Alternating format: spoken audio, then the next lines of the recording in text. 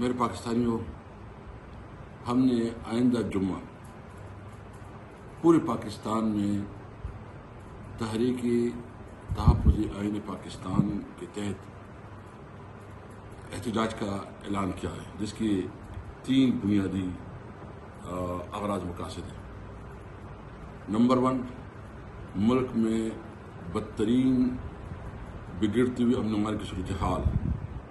خیبر پختونخوا سے لے کے کراچی سے لے کے بلوچستان اور بلوچستان سے لے کر ایون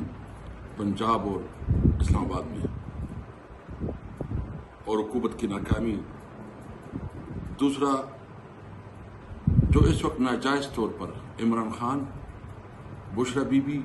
اور تمام ہمارے اسیران جیلوں میں ہیں، اور ہمارے سوشل ورکر اور خاص کر جو سوشل میڈیا سے متعلق لوگ ہیں، ان کو غیر قانونی طور پر اٹھانا، ان کو غائب کرنا، انکانسٹیٹیوشنل اقدام اس کے خلاف۔ تیسرا، جو مہنگائی جو انہوں نے بجٹ کے ذریعے غریب عوام کے اوپر جو ایک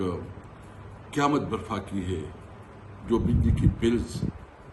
کے اوپر جتنا اضافہ کیا گیا ہے، جو پیٹرول کی قیمتوں میں اضافہ کیا گیا ہے، جو بہت زیادہ ٹیکسز لگائے گئے جو ناقابل برداشت ہے۔ میں اس موقع پہ تمام عوام سے، تمام طبقوں سے، وہ کسان ہو، وہ طلباء ہو، وہ تاجر ہو، وہ مزدور ہو، جو بھی ہے، ہم نے اس ملک کو بچانا ہے، آپ نے نکلنا ہے۔ آپ سب کو یہ ریکویسٹ ہے کہ آپ نے اس احتجاج کو کامیاب کرنا ہے، تاکہ دنیا کو پتہ چلے کہ یہاں قوم زندہ قوم رہتی ہے۔ ایک طرف ملک جو ہے نا